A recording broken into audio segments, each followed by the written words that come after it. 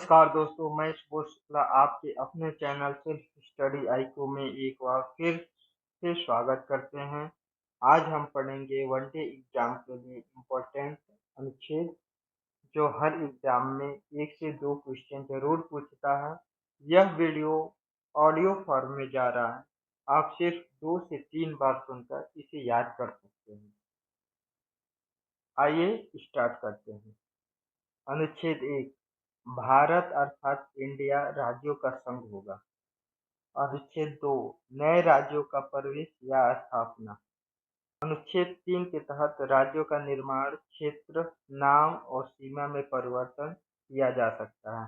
अनुच्छेद 4, 2 और 3 के अंतर्गत बने कानून संविधान संशोधन नहीं माने जाएंगे। अनुच्छेद 5, संविधान लागू होने के समय नागरिकता का उल्लेख। अनुच्छेद 6, पाकिस्तान से आने वाले लोगों की नागरिकता। अनुच्छेद 7 में दिया गया है कि भारत से पाकिस्तान गए और वापस आए लोगों की नागरिकता। अनुच्छेद 8 में विदेश में रहने वाले भारतीय मूल के व्यक्तियों की नागरिकता का उल्लेख है। अनुच्छेद 9 में स्वेच्छा से विदेशी नागरिकता लेने पर भारत की नागरिकता समाप्त हो जाती है। अनुच्छेद 10 में उल्लेख है कि नागरिकता के अधिकार का बना रहना, इसका उल्लेख है। आर्टिकल 11 में संसद नागरिकता संबंधी कानून बना सकती है। अनुच्छेद 12 राज्य का परिभाषा देता है। इसमें केंद्र सरकार, राज्य सरकार, संसद, विधानमंडल और स्थानीय निकाय शामिल है। अनुच्छेद 13 मौलिक अधिकार के विरुद्ध कोई भी कानून शून्य होगा। आर्टिकल 14 कहता है कि कानून के समक्ष सभी समान हैं। आर्टिकल 15 कहता है कि धर्म, जात, लिंग, जन्म स्थान के आधार पर भेदभाव निषिद्ध है। अनुच्छेद 16 सरकारी नौकरी में समान अवसर की बात करता है। अनुच्छेद 17 अस्पृश्यता, छुआछूत का भेदभाव का अंत करता है। अनुच्छेद 18 उपाधियों का अंत करता है। अपवाद में है सैन्य सम्मान और शैक्षणिक उपाधि ले सकते हैं। स्वतंत्रता का अधिकार अनुच्छेद 19 में उल्लेखित है। 6 प्रकार की स्वतंत्रता प्राप्त है। अभिव्यक्ति की स्वतंत्रता, शांतिपूर्ण सभा करने की स्वतंत्रता, संघ बनाने की स्वतंत्रता, देश में घूमने की स्वतंत्रता, कहीं भी निवास करने की स्वतंत्रता और छठा है व्यवसाय करने की स्वतंत्रता। आर्टिकल 20 कहता है कि अपराध के लिए दोष सिद्ध के संबंध में संरक्षण। आर्टिकल 21 कहता है कि जीवन और व्यक्तिगत स्वतंत्रता का अधिकार। आर्टिकल 21 कहता है कि 6 वर्ष से 14 वर्ष तक के बच्चों को शिक्षा का अधिकार का उल्लेख करता है। ये 86वें संविधान संशोधन 2002 के तहत जोड़ा गया। अनुच्छेद 22 गिरफ्तारी और निरोध के विरुद्ध संरक्षण। अनुच्छेद 23 कहता है कि मानव तस्करी और बिगाड़ का निषेध का उल्लेख करता है। अनुच्छेद 24 14 वर्ष से कम आयु के बच्चों को कारखाने में काम पर रोक लगाया गया। अनुच्छेद 25 में धर्म मानने, पालन करने और प्रचार करने की स्वतंत्रता का उल्लेख है। अनुच्छेद 26 में धार्मिक संस्थाओं के प्रबंधन का अधिकार है। अनुच्छेद 27 में उल्लेखित है कि धर्म प्रचार हेतु कर लगाने पर रोक। अनुच्छेद 28 कहता है कि धार्मिक शिक्षा से संबंधित प्रावधान किसी भी स्कूल में नहीं दिया जाएगा। अनुच्छेद 29 कहता है कि अल्पसंख्यकों की भाषा, लिपि एवं संस्कृति की रक्षा अनुच्छेद 29 में है। अनुच्छेद 30 में अल्पसंख्यकों को शैक्षणिक संस्था स्थापित करने का अधिकार प्राप्त है। आर्टिकल 32 में मौलिक अधिकार की रक्षा हेतु सीधे सुप्रीम कोर्ट जा सकते हैं। Doctor B R. अम्बेडकर ने इसे संविधान की आत्मा और हृदय कहा है। इसमें 5 प्रकार के रीट जारी होते हैं: हैबियस कॉर्पस, फरमादेश, प्रतिषेध, एक्सप्रेशन, अधिकार परीक्षा। अनुच्छेद 33 सशस्त्र बलों के मौलिक अधिकारों पर केंद्र सरकार प्रतिबंध लगा सकती है। अनुच्छेद 34 कहता है कि मार्शल लॉ के दौरान अधिकारों पर प्रतिबंध हो। अनुच्छेद 35 कहता है कि मूल अधिकार पर कानून बनाने की शक्ति संसद को प्राप्त। अनुच्छेद 36 राज्य का परिभाषा उल्लेखित करता है।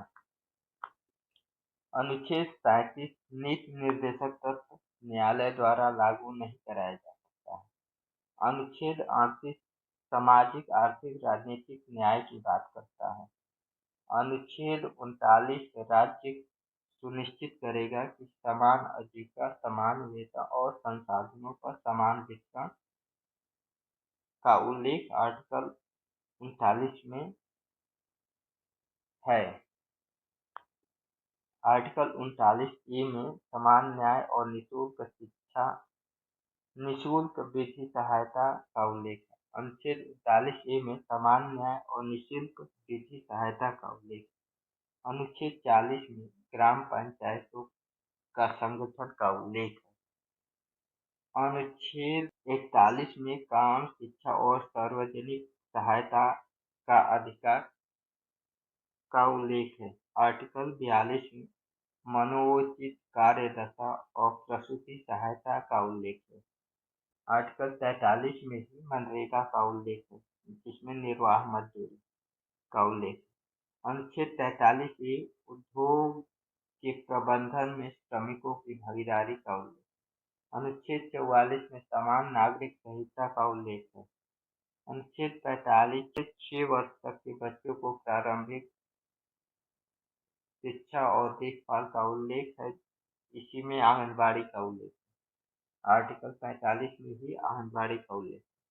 अनुच्छेद 46 में SC/ST और कमजोर वर्गों की उन्नति के लिए राज्य सरकार योजना बना सकती है। अनुच्छेद 47 पोषण स्तर स्वास्थ्य में सुधार के लिए उल्लेख है। आर्टिकल 48 में कृषि और पशुपालन संगठन का उल्लेख है और गौ हत्या निषेध है। अनुच्छेद 48 ए में पर्यावरण वन संरक्षण का उल्लेख है। अनुच्छेद 49 में राष्ट्रीय महत्व स्मारकों की रक्षा का उल्लेख। अनुच्छेद 50 में कार्यपालिका न्यायपालिका का प्रेषीकरण है। 1 से 50 तक तो हम लोग पढ़े हैं, उसमें बेहद महत्वपूर्ण कौन से आर्टिकल हैं आइए बताते हैं। अनुच्छेद 1 भारत राज्यों का संघ होगा। 3 राज्यों का निर्माण। 14 समानता का अधिकार। 17 अप्रियता का। 19 स्वतंत्रता का अधिकार। 21 जीवन का अधिकार प्राण एवं दैहिक स्वतंत्रता। 21 शिक्षा का अधिकार। 25 धार्मिक स्वतंत्रता का अधिकार। 32 संवैधानिक उपचार। 39 नीति निर्देशक तत्व। 49 निःशुल्क विधि सहायता। अनुच्छेद 40 पंचायत के संगठन का उल्लेख है। 44 में क्या है? समान नागरिक संहिता है। 48 में पर्यावरण संरक्षण है। 48 में क्या है? आर्टिकल 48 में कृषि एवं पशु संगठन का उल्लेख है, जिसमें गाय की हत्या निषेध किया गया है। आर्टिकल 50 न्यायपालिका कार्यपालिका का क्षेत्र। अनुच्छेद 51 अंतर्राष्ट्रीय शांति और सुरक्षा को बढ़ावा देने का उल्लेख है। आर्टिकल 51 ए 11 मूल कर्तव्य दिए गए हैं।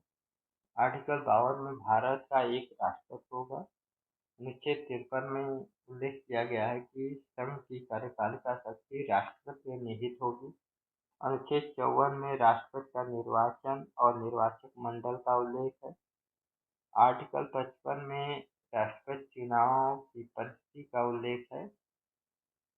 अनुच्छेद 56 में राष्ट्रपति के कार्यकाल का उल्लेख है। अनुच्छेद 57 में पुनः निर्वाचन की पात्रता का उल्लेख है।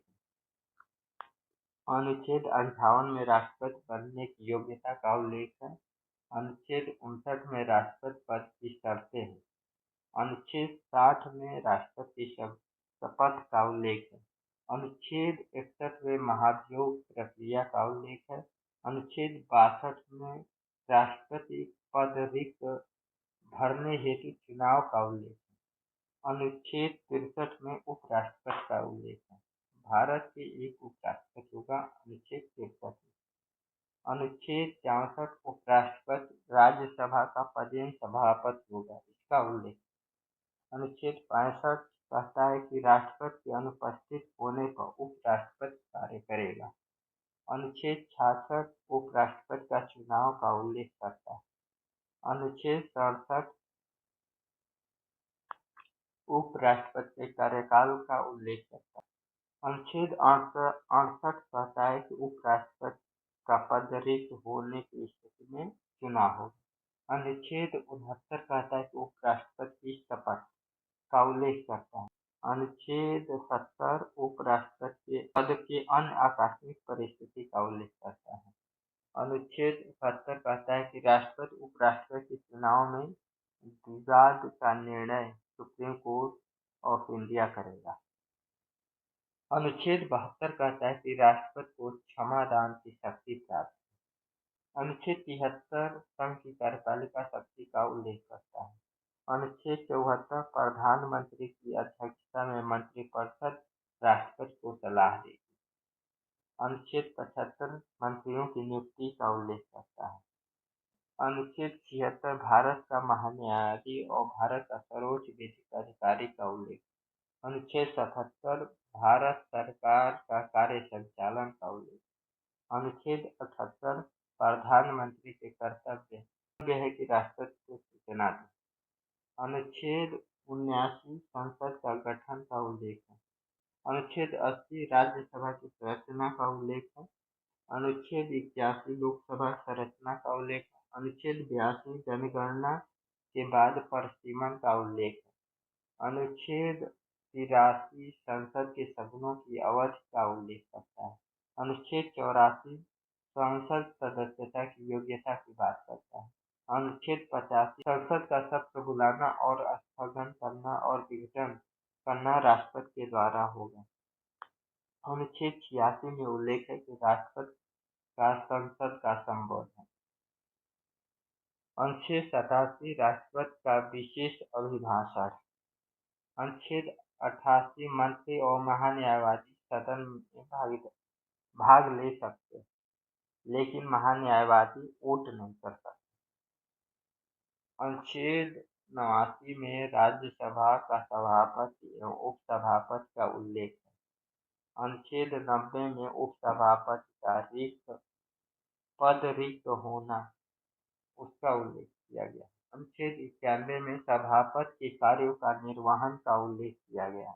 अनुच्छेद 92 में सभापति के विरुद्ध प्रस्ताव की स्थिति का उल्लेख किया गया। अनुच्छेद 93 में लोकसभा अध्यक्ष उपाध्यक्ष के पद का उल्लेख किया गया। अनुच्छेद 94 में लोकसभा अध्यक्ष पद रिक्त होने का उल्लेख किया गया। अनुच्छेद 95 में अध्यक्ष के कार्यों का निर्वहन किया गया। अनुच्छेद 96 में लोकसभा अध्यक्ष के विरुद्ध प्रस्ताव का उल्लेख किया गया। अनुच्छेद 97 में सभापति एवं लोकसभा अध्यक्ष आदि के वेतन और भत्ते के बारे में उल्लेख किया गया। अनुच्छेद 98 में संसद और सचिवालय का उल्लेख किया गया है। अनुच्छेद 99 में संसद सदस्यों से संबंधित शपथ और प्रतिज्ञान का उल्लेख किया गया है। अनुच्छेद 100 में मतदान एवं गणपूर्ति का उल्लेख किया गया है। आर्टिकल 50 से 100 के बीच महत्वपूर्ण आर्टिकल को 2 मिनट में देख लेते हैं। आर्टिकल 52 जिसमें राष्ट्रपति का उल्लेख किया गया। आर्टिकल 54 राष्ट्रपति के चुनाव का उल्लेख किया गया। आर्टिकल 55 एकल संक्रमणीय मत निर्वाचन पद्धति का उल्लेख किया गया। आर्टिकल 61 महाभियोग का उल्लेख किया गया है। आर्टिकल 63 उपराष्ट्रपति का उल्लेख किया गया है। आर्टिकल 72 राष्ट्रपति की क्षमादान शक्ति का उल्लेख किया गया है। आर्टिकल 75 मंत्रियों की नियुक्ति का उल्लेख किया गया है। आर्टिकल 74 मंत्रिपरिषद का उल्लेख किया गया। आर्टिकल 76 महान्यायवादी का उल्लेख किया गया। आर्टिकल 79 संसद का उल्लेख किया गया है। आर्टिकल 80 राज्यसभा का उल्लेख किया गया है। आर्टिकल 81 लोकसभा का उल्लेख किया गया है।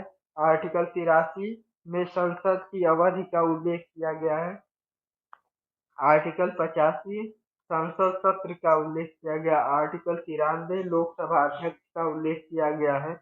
आर्टिकल 99 लोकसभा सदस्यों का शपथ एवं प्रतिज्ञान का उल्लेख किया गया है। आर्टिकल 100 गणपूर्ति का उल्लेख किया गया है।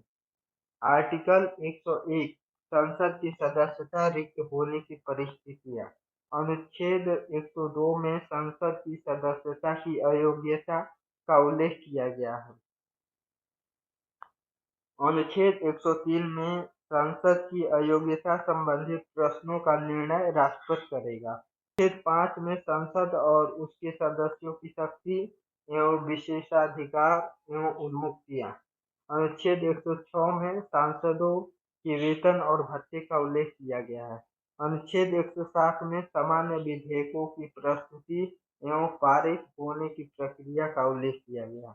अनुच्छेद 108 में दोनों सदनों की संयुक्त बैठक का उल्लेख किया गया है। अनुच्छेद 109 में धन विधेयक की विशेष प्रक्रिया का उल्लेख किया गया है। अनुच्छेद 110 में धन विधेयक की परिभाषा को उल्लेख किया गया है। अनुच्छेद 111 में राष्ट्रपति की स्वीकृति का उल्लेख किया गया है। अनुच्छेद 112 में वार्षिक वित्तीय विवरण शब्द का उल्लेख किया गया है। अनुच्छेद 113 में अनुदान की मांग का उल्लेख किया गया है। अनुच्छेद 114 में विनियोग विधेयक का उल्लेख किया गया है। अनुच्छेद 115 में अनुपूरक अतिरिक्त एवं अधिक अनुदान की बात की गई है। अनुच्छेद 116 में लेखानुदान, प्रत्यानुदान आदि का उल्लेख किया गया है। अनुच्छेद 117 में वित्त विधेयक का उल्लेख किया गया है। अनुच्छेद 118 में संसद अपनी कार्यवाही के नियम बनाएगी। अनुच्छेद 119 में वित्तीय कार्यों के विनियमन हेतु कानून का उल्लेख किया गया है। अनुच्छेद 120 में संसद की भाषा हिंदी और अंग्रेजी होगी। अनुच्छेद 131 न्यायाधीशों के आचरण पर चर्चा नहीं होगी, महाभियोग को छोड़कर। अनुच्छेद 122 में संसदीय कार्यवाही की न्यायिक समीक्षा पर सीमाएं का उल्लेख किया गया है। आर्टिकल 148 में भारत के नियंत्रक महालेखा परीक्षक का उल्लेख किया गया है। अनुच्छेद 149 में सीएजी के कर्तव्यों एवं शक्तियों का उल्लेख किया गया है। अनुच्छेद 150 में भारत और राज्य के खातों के प्रारूप का उल्लेख किया गया है। अनुच्छेद 151 सीएजी रिपोर्ट राष्ट्रपति राज्यपाल को प्रस्तुति की जाएगी। आर्टिकल 152 राज्य का परिभाषा को उल्लेखित करता है।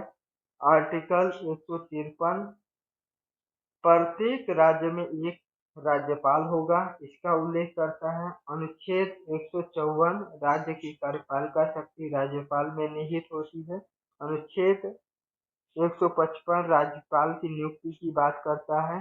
नियुक्ति राष्ट्रपति द्वारा किया जाएगा। अनुच्छेद 156 राज्यपाल का कार्यकाल का उल्लेख करता है। अनुच्छेद 157 राज्यपाल बनने की योग्यता का उल्लेख करता है। अनुच्छेद 158 राज्यपाल पद की शर्तें का अनुच्छेद 158 राज्यपाल पद की शर्तें का उल्लेख करता है। अनुच्छेद 159 राज्यपाल की शपथ का उल्लेख करता है। 101 से 159 तक महत्वपूर्ण अनुच्छेद। 102 में संसद की अयोग्यता का उल्लेख है। अनुच्छेद 102 में सांसद की अयोग्यता का उल्लेख है। अनुच्छेद 105 में संसद के विशेषाधिकार का उल्लेख है। अनुच्छेद 108 में संयुक्त बैठक का उल्लेख है। अनुच्छेद 110 में धन विधेयक का उल्लेख है। अनुच्छेद 111 में राष्ट्रपति की स्वीकृति का उल्लेख है। अनुच्छेद 112 में बजट का उल्लेख है। अनुच्छेद 114 में विनियोग विधेयक का उल्लेख है। अनुच्छेद 116 में वोट ऑन अकाउंट का उल्लेख है। अनुच्छेद 120 में संसद की भाषा का उल्लेख है। अनुच्छेद 148 में सीएजी का उल्लेख है। अनुच्छेद 149 में सीएजी की शक्ति का उल्लेख है। अनुच्छेद 151 में सीएजी रिपोर्ट का उल्लेख है। अनुच्छेद 153 में राज्यपाल का उल्लेख है। अनुच्छेद 155 में राज्यपाल की नियुक्ति का उल्लेख है। अनुच्छेद 156 में राज्यपाल का कार्यकाल का उल्लेख है। अनुच्छेद 157 में राज्यपाल की योग्यता का उल्लेख है। अनुच्छेद 123 में राष्ट्रपति की अध्यादेश जारी करने की शक्ति का उल्लेख किया गया है। अनुच्छेद 124 में सर्वोच्च न्यायालय की स्थापना का उल्लेख किया गया है। अनुच्छेद 24 ए, 124 बी और 124 सी में एनजैक का उल्लेख किया गया है। राष्ट्रीय नियुक्ति आयोग का उल्लेख किया गया है। अनुच्छेद 125 में सर्वोच्च न्यायालय के न्यायाधीशों का वेतन एवं भत्ते का उल्लेख किया गया। अनुच्छेद 126 में कार्यवाहक मुख्य न्यायाधीश की नियुक्ति का उल्लेख किया गया है। अनुच्छेद 127 में तदर्थ न्यायाधीश की नियुक्ति का उल्लेख किया गया है। अनुच्छेद 128 में सेवा न्यायाधीश की उपस्थिति का उल्लेख किया गया। अनुच्छेद 129 में सर्वोच्च न्यायालय अभिलेख न्यायालय होगा, इसका उल्लेख किया गया है। अनुच्छेद 130 में सर्वोच्च न्यायालय का स्थान का उल्लेख किया गया है। तो अनुच्छेद 131 मूल में क्षेत्राधिकार का उल्लेख किया गया है। अनुच्छेद 132 में संवैधानिक मामलों में अपील की बात की गई है। अनुच्छेद 133 में दीवानी मामलों में अपील की उल्लेख किया गया है। अनुच्छेद 134 में फौजदारी मामलों में अपील का उल्लेख किया गया। अनुच्छेद 135 में संघीय न्यायालय की शक्तियों का उल्लेख किया गया। अनुच्छेद 136 में विशेष अनुमति याचिका एसएलपी का उल्लेख किया गया। अनुच्छेद 137 में सर्वोच्च न्यायालय अपने निर्णयों की पुनर्विचार कर सकता है। अनुच्छेद 138 में सर्वोच्च न्यायालय के क्षेत्राधिकार का विस्तार का उल्लेख किया गया। अनुच्छेद 139 में रिट जारी करने की शक्ति का विस्तार है। अनुच्छेद 139 ए मामलों का स्थानांतरण का उल्लेख है।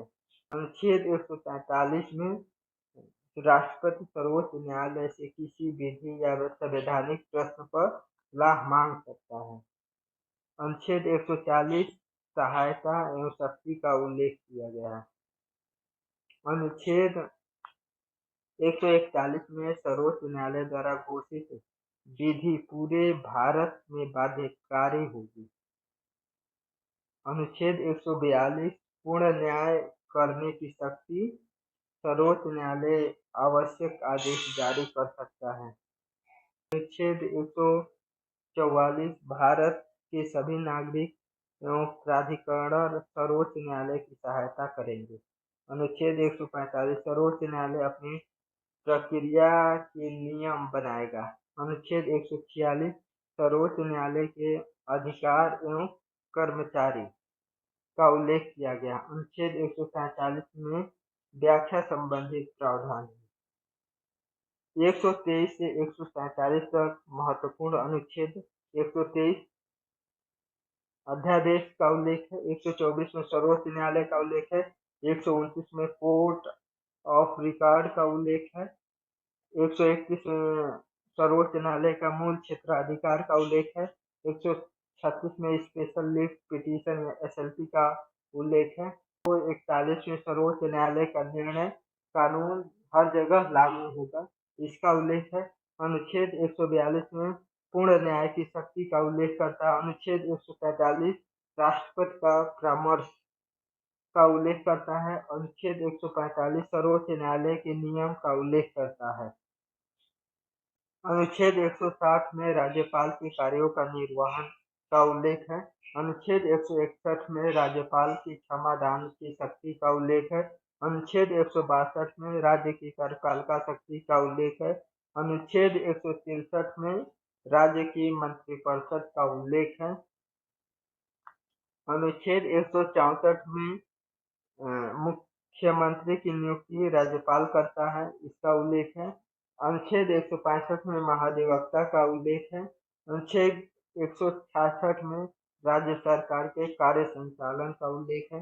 अनुच्छेद 167 में मुख्यमंत्री के कर्तव्य का उल्लेख है। अनुच्छेद 168 में राज्य विधानमंडल का गठन का उल्लेख है। अनुच्छेद 169 में विधान परिषद का सृजन एवं समाप्ति का उल्लेख है। अनुच्छेद 170 में विधानसभा की संरचना का उल्लेख है। अनुच्छेद 171 में विधान परिषद की संरचना का उल्लेख है। अनुच्छेद 172 में राज्य विधानमंडल का कार्यकाल का उल्लेख है। अनुच्छेद 173 में सदस्यता की योग्यता का उल्लेख है। अनुच्छेद 174 में सत्र को स्थगन एवं विघटन का उल्लेख है। अनुच्छेद 175 में राज्यपाल का अभिभाषण एवं संदेश का उल्लेख है। अनुच्छेद 176 में विशेष अभिभाषण का उल्लेख है। अनुच्छेद 177 में मंत्री एवं महाधिवक्ता के अधिकार का उल्लेख है। अनुच्छेद 178 में अध्यक्ष एवं उपाध्यक्ष का उल्लेख है। अनुच्छेद 179 में पद त्याग एवं पद से हटाने का उल्लेख है। अनुच्छेद 180 में अध्यक्ष के पद रिक्त होने पर व्यवस्था का उल्लेख किया गया। अनुच्छेद 181 में अध्यक्ष के विरुद्ध प्रस्ताव पर अध्यक्षता नहीं करेगा। अनुच्छेद 182 संविधान परिषद सभापति एवं उपसभापति का उल्लेख। अनुच्छेद 183 में सभापति एवं उपसभापति से संबंधित पदरीति का उल्लेख किया गया है। अनुच्छेद 184 में उपसभापति सभापति क्या कार्य करेंगे। अनुच्छेद 184 में कार्यवाहक सभापति का उल्लेख किया गया है।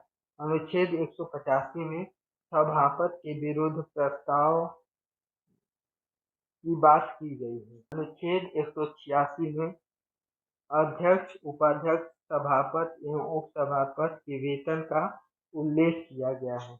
अनुच्छेद 187 में राज्य विधानमंडल के लिए पृथक सचिवालय की व्यवस्था की गई है। अनुच्छेद 188 में सदस्य पद ग्रहण करने से पूर्व शपथ लेगा। अनुच्छेद 189 में सामान्यतः निर्णय बहुमत से लिए जाते हैं। अनुच्छेद 90 में अस्थायी रिक्त, दोहरी सदस्यता या त्याग की स्थिति में सीट रिक्त हो सकती है। अनुच्छेद 191 में सदस्यता के लिए अयोग्यता का उल्लेख किया गया है। अनुच्छेद 191 में सदस्यता के लिए अयोग्यता का उल्लेख किया गया है।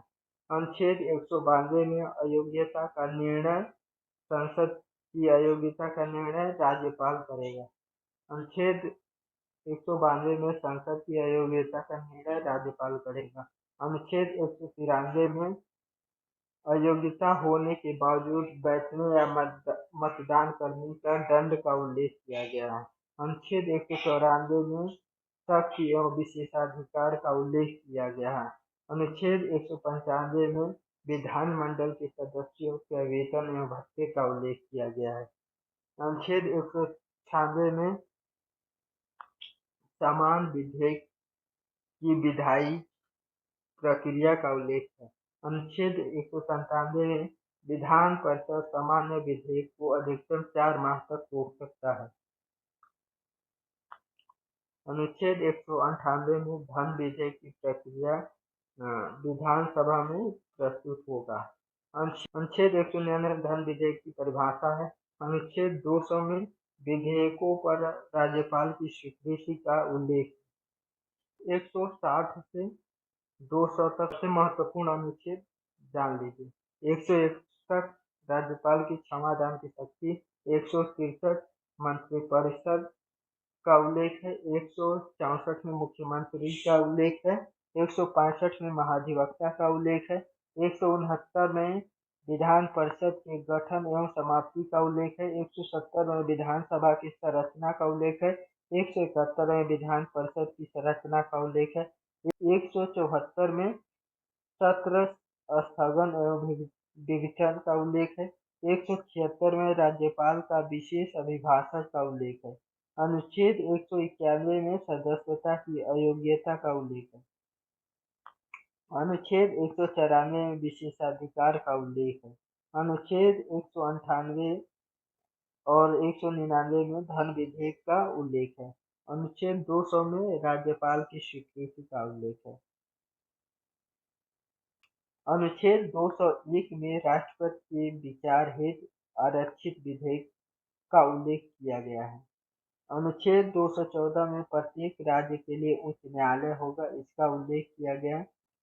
अनुच्छेद 215 में अभिलेख न्यायालय का उल्लेख किया गया है। अनुच्छेद 216 में उच्च न्यायालय का गठन किया गया है।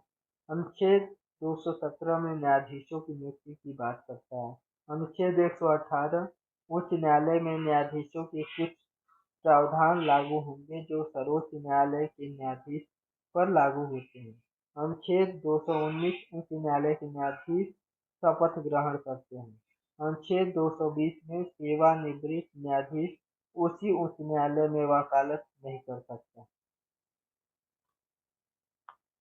अनुच्छेद 221 न्यायाधीश के वेतन और भत्ते का उल्लेख किया गया है। अनुच्छेद 222 एक उच्च न्यायालय से दूसरे उच्च न्यायालय में न्यायाधीश का स्थानांतरण राष्ट्रपति करता है। अनुच्छेद 223 कार्यवाहक मुख्य न्यायाधीश की नियुक्ति का उल्लेख है। अनुच्छेद 224 अतिरिक्त एवं कार्यकारी न्यायाधीशों की नियुक्ति करता है। अनुच्छेद 224 ए सेवानिवृत्त न्यायाधीशों को पुनः बुलाया जा सकता है। अनुच्छेद 225 उच्च न्यायालय का क्षेत्राधिकार का उल्लेख किया गया है। अनुच्छेद 226 उच्च न्यायालय रिट जारी करने की शक्ति का उल्लेख किया गया। अनुच्छेद 227 अधीनस्थ न्यायालयों पर उच्च न्यायालय का अधीक्षण का उल्लेख किया गया। अनुच्छेद 228 संवैधानिक महत्व के मामलों में उच्च न्यायालय अपने पास मंगा सकता है। अनुच्छेद 229 उच्च न्यायालय के कर्मचारियों की नियुक्ति का उल्लेख है। अनुच्छेद 230 केंद्र शासित प्रदेश पर उच्च न्यायालय का अधिकार और क्षेत्र बढ़ाया जा सकता है। अनुच्छेद 231 में 2 या अधिक राज्यों के लिए संयुक्त उच्च न्यायालय बनाया जा सकता है। अनुच्छेद 233 जिला न्यायाधीशों की नियुक्ति का उल्लेख करता है। अनुच्छेद 234 न्यायिक सेवा में भर्ती का उल्लेख करता है।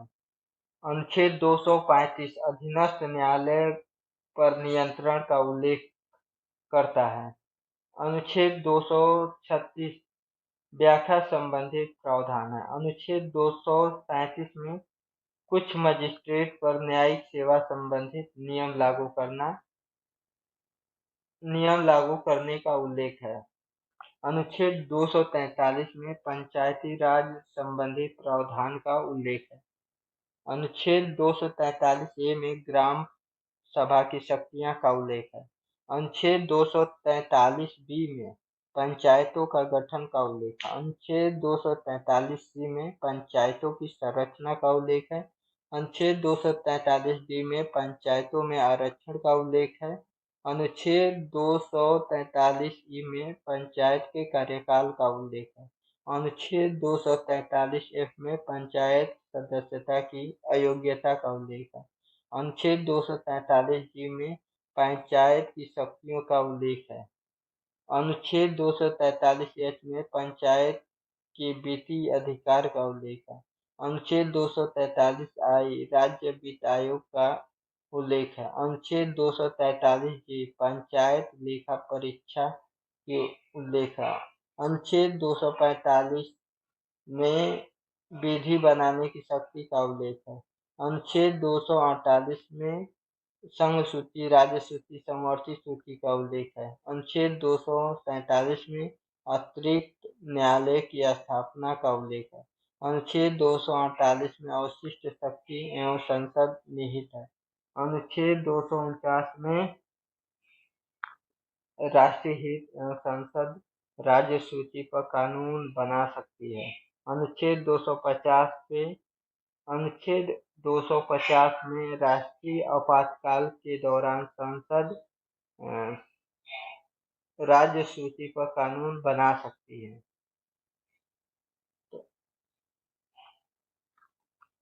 एक नज़र में सबसे महत्वपूर्ण अनुच्छेद 201 से 250 तक। तो राष्ट्रपति हेतु अधिकार। राष्ट्रपति आर्टिकल 201 में राष्ट्रपति हेतु आरक्षित विधेयक।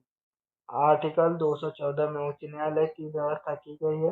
आर्टिकल 217 में न्यायाधीशों की नियुक्ति का उल्लेख है। आर्टिकल 226 में रिट जारी करने का शक्ति उल्लेख है। आर्टिकल 231 में उच्च न्यायालय को संयुक्त आर्टिकल 231 में संयुक्त उच्च न्यायालय की बात की गई है। आर्टिकल 243 में पंचायती राज का उल्लेख किया गया। आर्टिकल 243 में पंचायत आरक्षण की बात की गई है। आर्टिकल 243 में पंचायत कार्यकाल का उल्लेख किया गया है। आर्टिकल 245 में कानून बनाने की शक्ति का उल्लेख किया गया है। आर्टिकल 246 में संघ राज्य समवर्ती सूची की बात की गई है। आर्टिकल 248 में अवशिष्ट शक्ति का उल्लेख किया गया है। आर्टिकल 249 को राष्ट्रीय हित में संसद की बात की गई। आर्टिकल 250 में आपातकाल में संसद की शक्ति का उल्लेख किया गया है।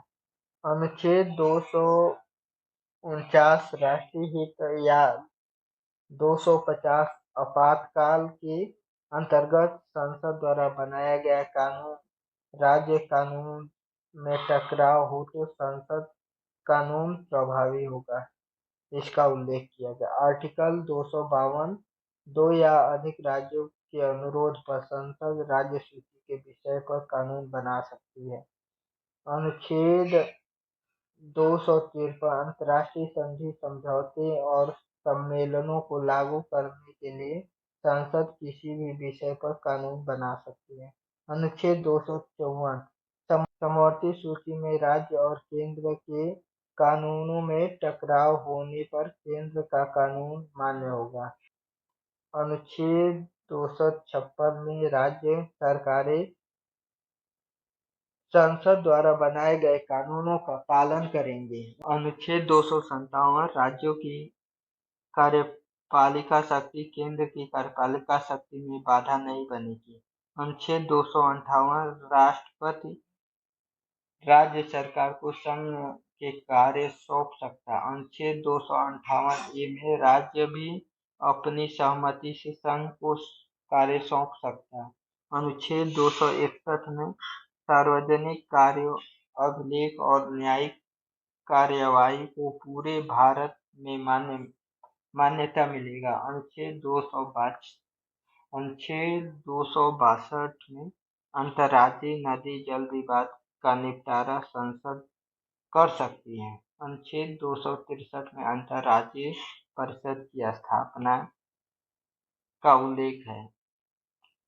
अनुच्छेद 264 में वित्त संबंधी व्याख्या का उल्लेख है। अनुच्छेद 265 में किसी कर का आरोपण या संग्रह कानून के प्राधिकार के बिना नहीं किया जाएगा।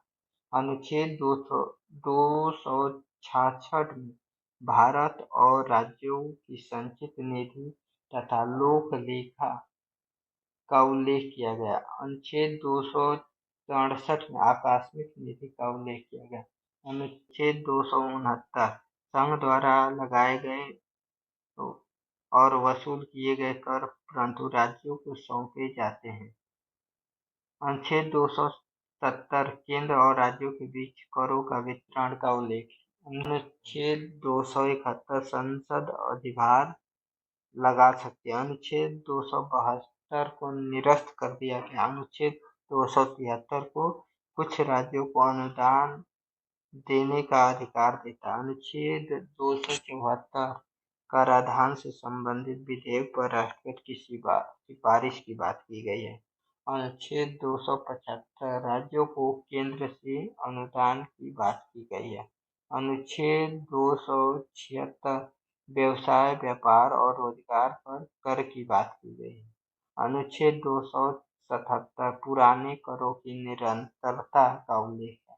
अनुच्छेद 280 में वित्त आयोग का उल्लेख है। अनुच्छेद 281 में वित्त आयोग की रिपोर्ट संसद में प्रस्तुत की जाएगी। अनुच्छेद 282 में लोक हित में अनुदान दिया जाएगा। अनुच्छेद 283 में निधियों की अभिरक्षा की बात की गई। अनुच्छेद 284 में न्यायालय और सरकारी अधिकारियों द्वारा प्राप्त धन की अभिरक्षा की जाएगी। अनुच्छेद 285 में संघ की संपत्ति राज्य करों से मुक्त होगी। अनुच्छेद 286 में राज्य कुछ प्रकार के विक्रय कर नहीं लगा सकते। अनुच्छेद 287 में बिजली पर कर से छूट। अनुच्छेद 288 में जल एवं विद्युत परियोजना पर कराधान संबंधित कहते हैं। राज्यों की अनुच्छेद 289 में राज्यों की संपत्ति संघीय करों से मुक्त। अनुच्छेद 290 कुछ व्ययों का समायोजन। अनुच्छेद 294 संपत्ति संविदा और मुकदमे। अनुच्छेद 294 संपत्ति अधिकार दायित्वों का उत्तराधिकार। अनुच्छेद 295 में देशी रियासतों की संपत्ति का उत्तराधिकार। अनुच्छेद 296 में स्वामी विहीन संपत्ति और राज्य या संघ में निहित होगी। अनुच्छेद 297 में समूह। अनुच्छेद 297 में समुद्र महाद्वीपीय मैग्नेट तत्व आर्थिक क्षेत्र की संपत्ति। अनुच्छेद 298 संघ और राज्य व्यापार व्यवसाय कर सकते हैं। अनुच्छेद 299 में सरकारी संविदाओं की प्रक्रिया है। अनुच्छेद 300 भारत सरकार और राज्य सरकार मुकदमा कर सकती है तथा उन पर मुकदमा किया जा सकता है। अनुच्छेद 300A में संपत्ति का अधिकार है। 251 से 300A तक महत्वपूर्ण अनुच्छेद। 252 में राज्यों के अनुरोध पर संसद कानून बना सकती है। 253 में अंतर्राज्यीय संधियां का उल्लेख है। अनुच्छेद 254 में समवर्ती सूची का विवाद है। अनुच्छेद 262 में नदी जल विवाद है। अनुच्छेद 263 में अंतर्राज्यीय परिषद का उल्लेख किया गया है। अनुच्छेद 265 में कर केवल कानून द्वारा लागू की जाती है। अनुच्छेद 266 में संचित निधि का उल्लेख है। अनुच्छेद 267 में आकस्मिक निधि का उल्लेख है। अनुच्छेद 270 करों का वितरण का उल्लेख है। अनुच्छेद 280 वित्त आयोग का उल्लेख। अनुच्छेद 285 संघीय संपत्ति पर कर छूट का उल्लेख है। अनुच्छेद 289 राज्य संपत्ति पर कर का छूट है। अनुच्छेद 297 समुद्री संपत्ति का उल्लेख। अनुच्छेद 299 सरकारी संविदा का उल्लेख। 301 संपत्ति का अधिकार। अनुच्छेद 301 में पूरे भारत में व्यापार वाणिज्य समागम की स्वतंत्रता का उल्लेख। अनुच्छेद 302 में संसद जनहित एवं व्यापार पर प्रतिबंध लगा सकती है। अनुच्छेद 303 में किसी राज्य के साथ भेदभाव नहीं किया जाएगा। अनुच्छेद 4 में राज्य व्यापार के कुछ युक्ति संगत प्रतिबंध लगा सकती है। अनुच्छेद 305 में राज्य एकाधिकार संबंधित कानून की सुरक्षा प्रदान करेगी। अनुच्छेद 308 में संघ और राज्य अधीनस्थ सेवाओं को परिभाषित किया गया है। अनुच्छेद 309 में सरकारी कर्मचारी की भर्ती और सेवाओं की शर्तों का उल्लेख किया गया है। अनुच्छेद 310 में प्रसाद प्रयत्न पद धारक एवं सरकारी कर्मचारी राष्ट्रपति एवं राज्यपाल के प्रसाद प्रयत्न पद पर रहते हैं। अनुच्छेद 311 सरकारी कर्मचारी को बर्खास्तगी से सुरक्षा। अनुच्छेद 312 में अखिल भारतीय सेवाओं आईएएस, आईएफएस, आईपीएस का उल्लेख किया गया है। अनुच्छेद 315 लोक सेवा आयोग का उल्लेख किया गया है। अनुच्छेद 316 में लोक सेवा आयोग के सदस्य एवं अध्यक्ष की नियुक्ति का उल्लेख किया गया है। अनुच्छेद 317 में लोक सेवा आयोग के सदस्यों को हटाने का उल्लेख किया गया है।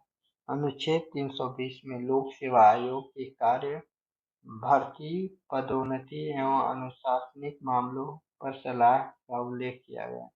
अनुच्छेद 323 ए में प्रशासनिक अधिकरण का उल्लेख किया गया। अनुच्छेद 323 बी अन्य अधिकरण का उल्लेख किया गया है। अनुच्छेद 324 निर्वाचन आयोग की स्थापना का उल्लेख किया गया है। अनुच्छेद 325 एक समान मतदाता सूची का उल्लेख किया गया है। अनुच्छेद 326 में वयस्क मताधिकार का उल्लेख किया गया है। अनुच्छेद 327 में संसद निर्वाचन संबंधित कानून बना सकती है। अनुच्छेद 328 राज्य विधानमंडल चुनाव संबंधी कानून बना सकती है। अनुच्छेद 329 न्यायालय चुनाव प्रक्रिया में हस्तक्षेप नहीं करेगा। अनुच्छेद 330 में लोकसभा में अनुसूचित या अनुसूचित जनजाति के लिए आरक्षण का प्रावधान किया गया। अनुच्छेद 332 में राज्य विधानसभाओं में SC/ST का आरक्षण का उल्लेख है। अनुच्छेद 335 में सेवाओं में SC/ST के दावों का ध्यान रखा जाएगा। अनुच्छेद 338 में national commission for schedule caste राष्ट्रीय अनुसूचित जाति आयोग का गठन किया गया है। अनुच्छेद 338 ए में अनुसूचित जनजाति आयोग का उल्लेख किया गया है और अनुच्छेद 338 बी में राष्ट्रीय पिछड़ा वर्ग आयोग का उल्लेख किया गया है। अनुच्छेद 343 में संघ की राजभाषा हिंदी होगी। अनुच्छेद 344 में राजभाषा आयोग का गठन होगा। अनुच्छेद 345 में राज्य अपनी राजभाषा चुन सकते हैं। अनुच्छेद 348 में उच्चतम न्यायालय और उच्च न्यायालय की भाषा अंग्रेजी होगी। अनुच्छेद 350 ए में मातृभाषा में प्राथमिक शिक्षा की व्यवस्था की गई है। अनुच्छेद 350 बी में भाषाई अल्पसंख्यकों के लिए विशेष अधिकार की बात की गई है। अनुच्छेद 352 में राष्ट्रीय आपात की बात की गई है। अनुच्छेद 353 में आपातकाल में केंद्र की शक्ति का विस्तार का उल्लेख किया गया है। अनुच्छेद 354 में राजस्व वितरण में परिवर्तन का उल्लेख किया गया है। अनुच्छेद 355 में राज्यों की रक्षा करना संघ का कर्तव्य है। अनुच्छेद 356 में राष्ट्रपति शासन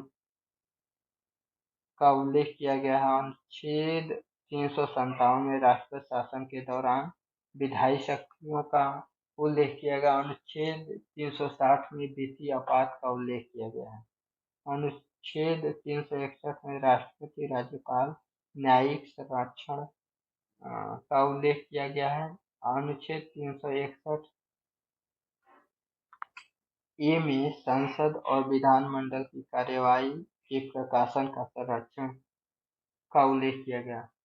आर्टिकल 368 में संविधान संशोधन प्रक्रिया का उल्लेख किया गया है। अनुच्छेद 370 में विशेष राज्य का दर्जा, जम्मू कश्मीर को विशेष राज्य का दर्जा प्राप्त था।